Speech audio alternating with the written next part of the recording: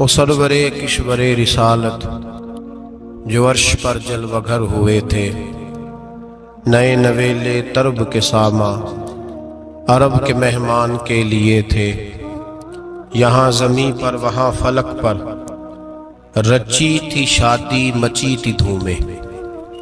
اعلیٰ حضرت فاضل بریلوی رحمۃ اللہ علیہ نبی پاک کے معراج کا تذکرہ کرتے ہیں، فرماتے ہیں یہاں زمیں پر وہاں فلک پر رچی تھی شادی اور مچی تھی دھومیں۔ ادھر سے نفخات اٹھتے آتے، ادھر سے انوار اٹھ رہے تھے، اور فرماتے ہیں کمان امکان کے جھوٹے نکتو، تم اول اور آخر کے پھیر میں ہو، محیط کی چال سے تو پوچھو کدھر سے آئے کدھر گئے تھے۔ اور فرماتے ہیں بچہ جو تلووں کے ان کا دھوون، بچہ جو تلووں کا ان کے، کہتے ہیں جب نبی پاک کے پیر دھوئے نا فرشتوں نے تو اس سے جو پانی بچ گیا تھا، لگ کے جو بچ گیا، کہتے ہیں بچہ جو تلووں کا ان کے دھوون بنا وہ جنت کا رنگ و روغن۔ بچہ جو تلووں کے ان کا، دیکھیں یہ تخیل صرف فاضل بریلوی کا ہے، یہ کسی اور کی سوچ ہے، یہ تخیل صرف اعلیٰ حضرت فاضل بریلوی کا ہے۔ فرماتے ہیں بچہ جو تلووں کے ان کا دھوون بنا وہ جنت کا رنگ و روغن، نہانے میں جو کچھ بچا تھا پانی کٹورے تاروں نے بھر لیے تھے۔ کہتے یہ جو ستاروں میں روشنی ہے نا، جب حضور نے غسل کیا نا معراج کی رات، تو جو اس میں سے پانی بچ گیا تو یہ تارے اٹھا کے لے گئے تھے، اللہ نے سب کو روشنی عطا کر دی ہے۔ فرماتے ہیں جنت بڑی حسین ہے، لیکن اس کا جو رنگ روغن ہے نا، وہ معراج کی رات جو حضور کے پیروں سے پانی لگ کے گیا ہے، اس کی وجہ سے اللہ نے اسے رنگ روغن عطا فرما دیا۔ وہ سرور کشور رسالت جو عرش پر جلوہ گر ہوئے تھے، نئے نویلے طرب کے ساما عرب کے مہمان کے لیے تھے۔ عزیز دوستو، معراج مصطفیٰ صلی اللہ علیہ وسلم، معراج حضور کا معجزہ ہے۔ معراج نبی پاک صلی اللہ تعالی علیہ وسلم کے اس عظیم معجزے کو کہتے ہیں جس نے پوری دنیا کی عقل کو عاجز کر دیا۔ اس زمانے میں مشرکین منافقین انکار کرتے تھے کہ حضور کیسے گئے، کس طرح گئے، کیسے ہو سکتا ہے۔ آج ہمارے زمانے میں کچھ عقل مند مسلمان، حالانکہ علامہ اقبال بڑا عرصہ پہلے کہہ چکے عقل کو تنقید سے فرصت ہی نہیں، عقل کو تنقید سے، عقل مند بندے کو ہونا چاہیے کہ نہیں جی، پر تنقید والی عقل نہیں ہونی چاہیے، عقل کو تنقید سے۔ اقبال ایک ایسا شاعر ہے جو شعر کا وزن بنانے کے لیے لفظ استعمال نہیں کرتا کہ وزن بن جائے، چلو لفظ کوئی بھی ہو۔ آج کل تو لوگ وزن بنانے کے لیے پتہ نہیں اس کا مفہوم کیا ہے، چکر کیا ہے، وزن بنانے کے لیے بس۔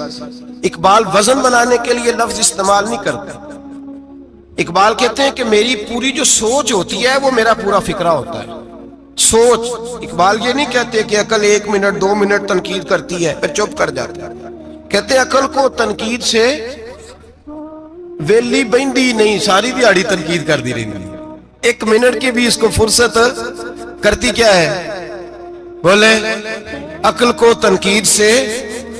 تو پھر ہم کیا کریں، تو کہنے لگے تو عشق پر ایمان کی بنیاد رکھ، عشق پر ایمان کی، ورنہ تو مسلمان کیسے ہو سکے گا، عقل تو تجھے بڑی بڑی جگہوں پہ ٹھہرائے گی، دیکھو نا یہ کیسے ہو سکتا ہے، وہ کیسے ہو سکتا ہے۔ نبی کریم علیہ السلام کا جو معجزہ معراج ہے نا، وہاں بھی لوگ اڑ گئے تھے میرے بھائی، اور آج تک لوگ اڑے ہوئے۔ ایک بندے درجنوں کتابیں لکھتے ہیں، لوگ کہتے ہیں جی نبی پاک خواب میں گئے تھے، تو میں کہتا ہوں جناب میں اگر خواب میں ساری عرش کرسی لوح محفوظ ہو کے آ جاؤں تو کسی کو اعتراض ہوگا؟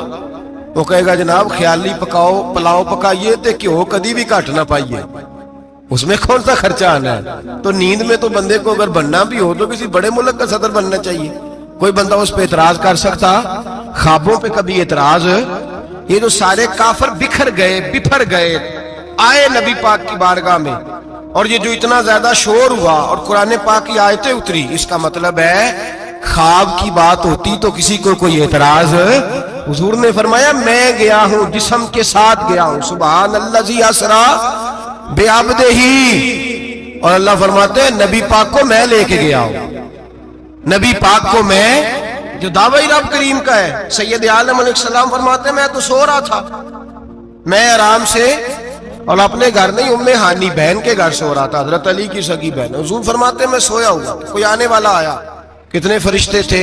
محدثین نے لکھا 3 اولی العزم فرشتے تھے، اور ان کے ساتھ 70 ہزار فرشتے، حضرت جبریل اور ان کے ساتھ 70 ہزار فرشتے، حضرت میکائیل اور ان کے ساتھ 70 ہزار فرشتے، حضرت جناب سیدنا اسرافیل اور ان کے ساتھ 70 ہزار، اتنے فرشتے۔ اور قرآن مجید میں اللہ فرماتے ہیں دعویٰ میرے رسول کا نہیں، سبحان الذی اسرا بعبدہ، پاک ہے وہ ذات جس نے اپنے بندہ خاص کو سیر کرائی۔ کتنی کرائی؟ لیلاً، رات کے مختصر حصے میں، من المسجد الحرام الی المسجد الاقصی، مسجد حرام سے لے کر مسجد اقصی تک۔ کون سی مسجد اقصی؟ الذی بارکنا حولہ، جس کے ارد گرد ہم نے برکتیں رکھی ہیں، جس مسجد کے ارد گرد ہم نے برکتیں رکھی ہیں۔ مسجد کے اندر برکت ہوتی ہے کہ ارد گرد ہوتی ہے؟ آپ باہر جوتے لے کے پھرتے ہیں، اندر آتے ہیں تو جوتے اتار کے، باہر بندہ پاک نہ پاک پھرتا ہے، مسجد آتا ہے تو پاک ہو کے۔ اللہ فرماتے ہیں ہم نے مسجد اقصی کے کہاں برکتیں رکھی ہیں جی؟ الذی بارکنا حولہ، ہم نے مسجد کے ارد گرد کیا تھا؟ امام راضی، علامہ محمود علوسی، علامہ اسماعیل حقی، تمام مفسرین، اور وہ مفسرین جو تمام مکاتب فکر کے ہاں متفقہ ہیں۔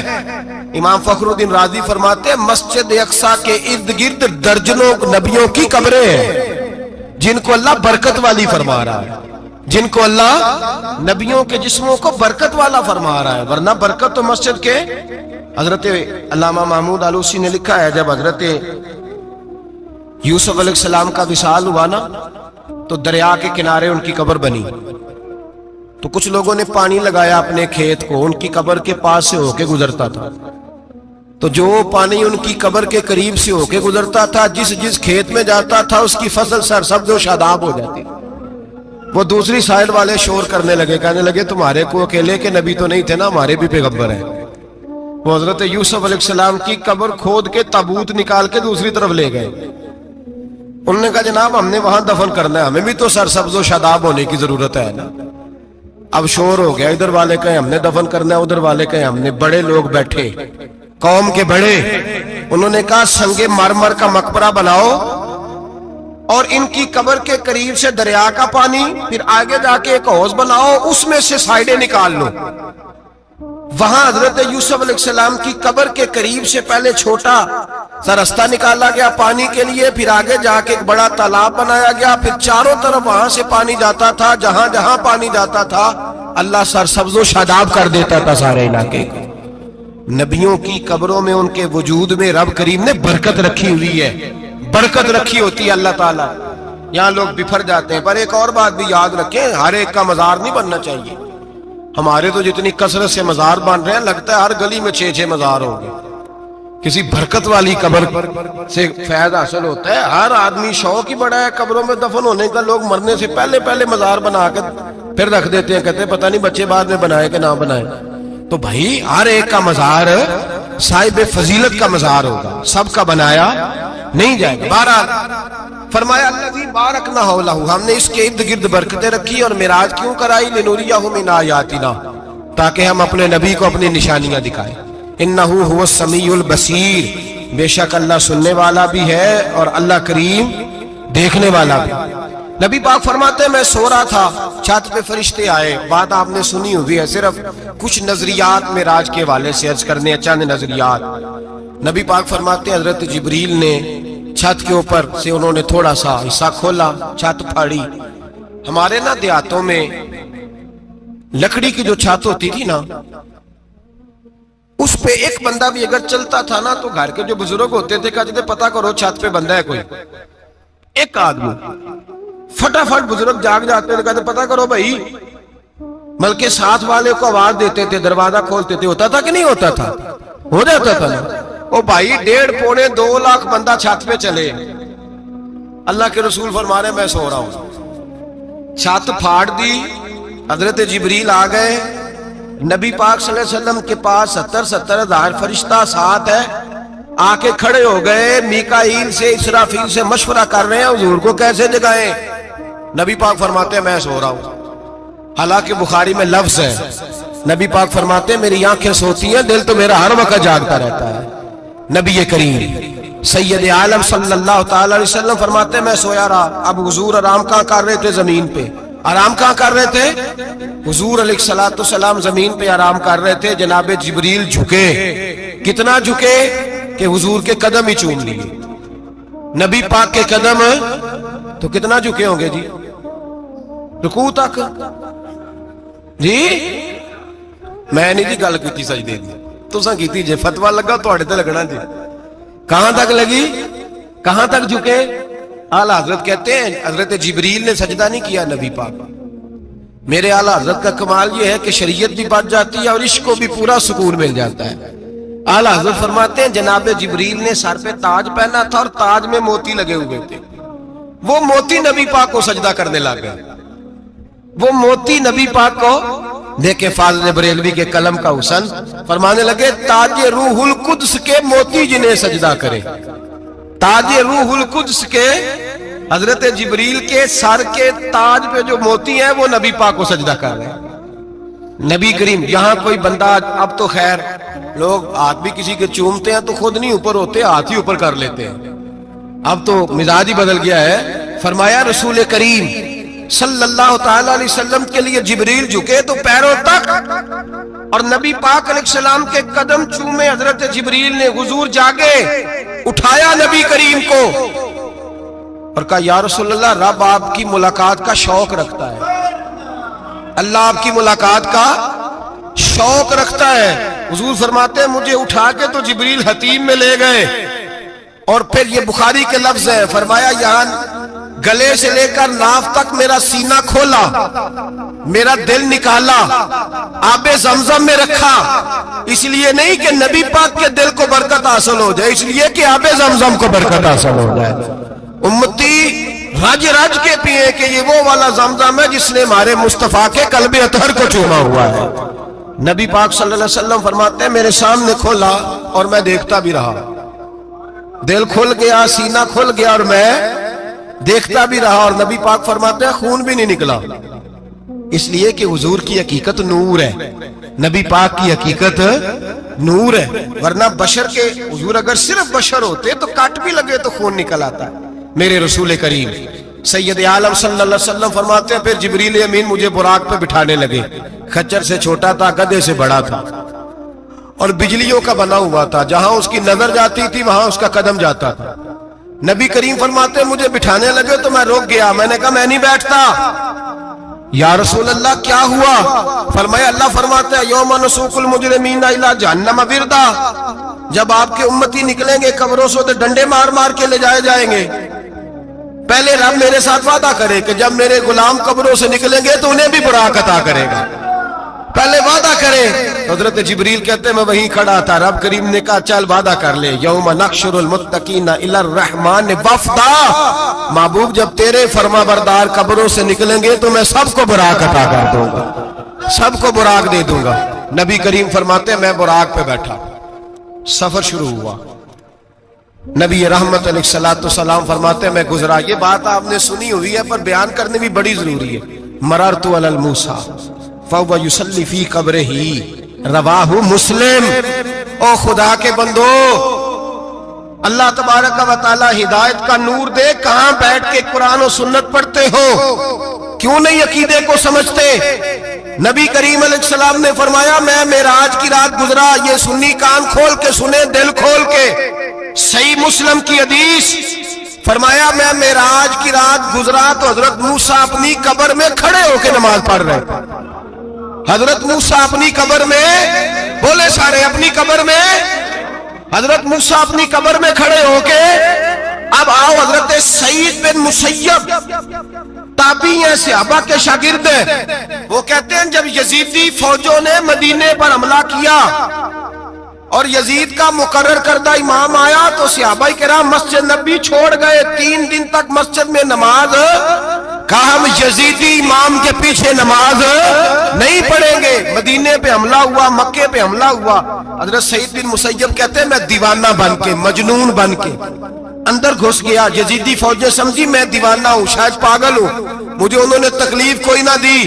فرماتے میں نبی پاک کی قبر کے ساتھ ٹیک لگا کے بیٹھا تھا, زور کا وقت ہوا تو میں رونے لگ گیا. اب میں نماز کیسے پڑھوں گا, اذان کا کیسے پتہ چلے گا؟ آپ فرماتے ہیں مجھے اللہ کی عزت کی قسم, جب اذان کا وقت ہوا تو نبی پاک کی قبر سے اذان کی آواز آنے لگی. فرماتے جب جماعت کا وقت ہوا تو حضور کی قبر سے اقامت کی آواز آئی, پھر جماعت کی آواز آئی, اور میں نے اپنے نبی کے پیچھے زور کی نماز ادا کی. حضور کے پیچھے حضرت موسیٰ اپنی قبر میں نماز پڑھے, اور میرے رسول تو قبر میں جماعتیں کراتے ہیں. حضور جماعتیں کراتے, اور آپ فرماتے میں 3 دن مسجد, کان کھول کے دل کھول کے سنو, ہم نے کوئی ریڈی میڈ عقیدہ نہیں اپنایا, ہم کوئی دائیں بائیں سے پکڑ کے نہیں لے آئے کہ وہ فلاں آیا تھا بہت بڑا, اس نے جبہ کبہ پہنا تھا تو اس کے پیچھے لگ گئے. ہم کسی کو نہیں مانتے, ہم تو مانتے ہیں رسول اللہ کے غلاموں کو, ہم تو مانتے ہیں صحابہ کو. ہمیں حضرت سعید بن مسیب بتا گئے ہیں کہ جو کہے تجھ کو مردہ وہ مردہ ہے واللہ, تو زندہ ہے واللہ, تو زندہ ہے واللہ, تو زندہ ہے واللہ. میری چشم عالم سے چھپ جانے والے میرے رسول کریم صلی اللہ علیہ وسلم نے فرمایا موسیٰ اپنی قبر میں کھڑے ہو کے نماز پڑھ رہے تھے. حضرت موسیٰ اگر زندہ ہے تو جو موسیٰ کے بھی امام ہے, جو جناب موسیٰ کے بھی ایسے ہی فٹافٹ. ہم پہ تو کسی کا روب داری نہیں ہوتا, اتنی اتنی موٹی جلدیں لوگ کتابوں کی دے جاتے ہیں, کہتے پڑھو جی کی لکھے ہے. میں کیا, اصل میں اس کے دل میں پیار نہیں, اس نے صرف محمد لکھ کے صلی اللہ علیہ وسلم لکھا ہے. یہ تھوڑی دیر بیٹھتا بریلی کے امام کے پاس تو اسے بتاتے ہیں حضرت محمد نے لکھنا چاہیے, لکھنا چاہیے امام الانبیاء, سرور کون و مکان, تاجدار حال عطا, لکھنا چاہیے مشکل کشا, حاجت روا, حبیب خدا محمد مصطفیٰ صلی اللہ. تمہیں تو نام نہیں ڈھنگ سے لکھنا آتا, تم مصطفیٰ کی بات کیا کرو گے, تمہیں کیا خبر.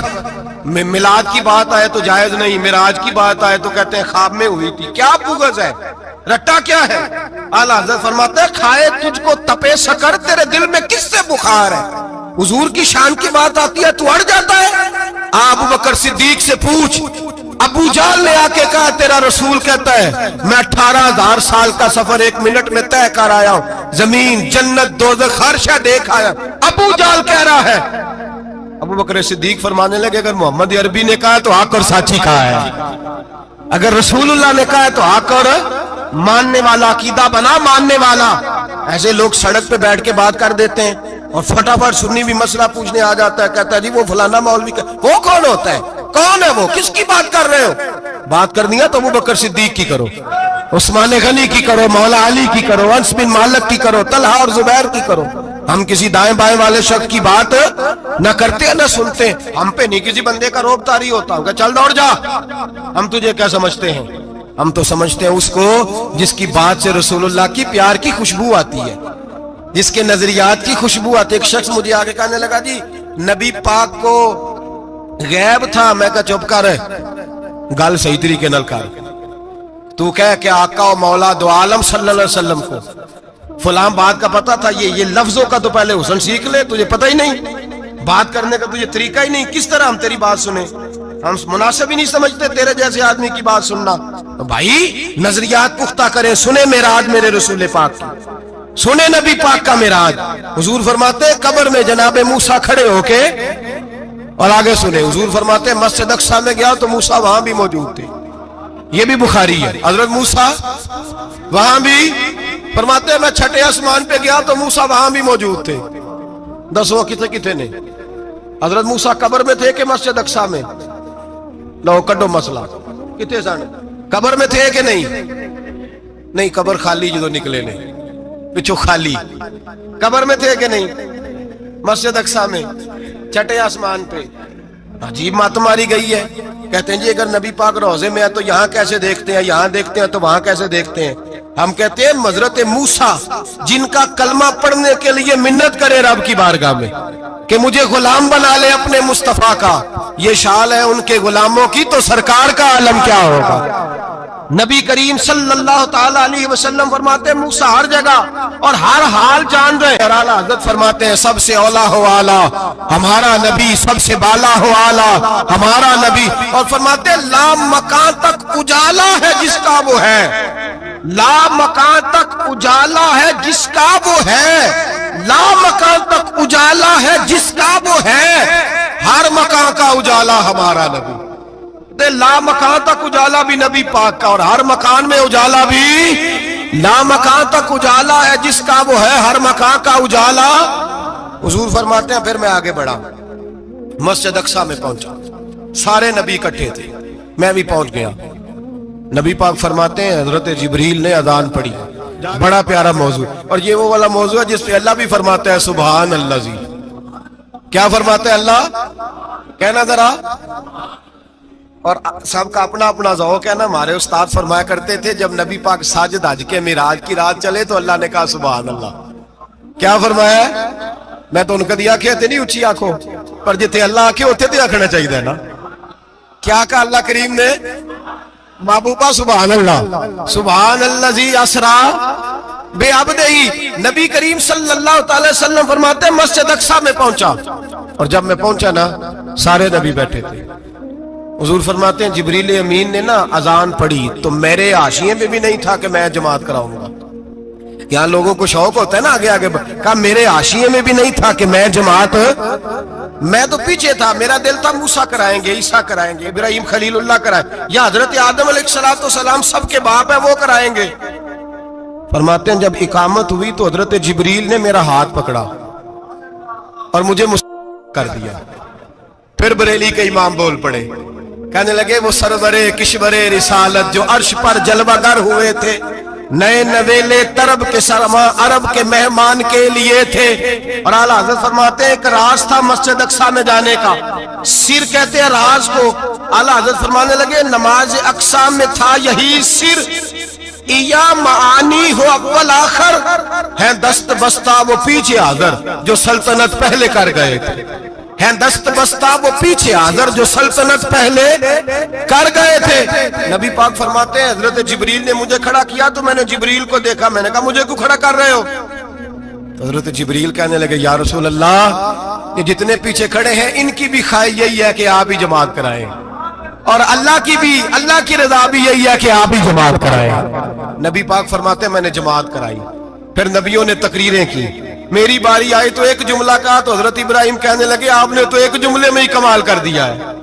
کوئی نبی کہنے لگے میں کلیم اللہ ہوں، کچھ کہنے لگے میں روح اللہ ہوں، کوئی فرمانے لگے میں خلیل اللہ ہوں. سب نے اپنی ذاتی بات کی.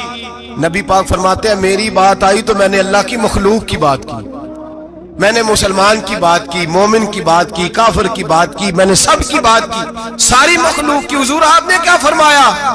نبی پاک فرمانے لگے میں نے کہا الحمدللہ الذی ارسلنی رحمۃ للعالمین.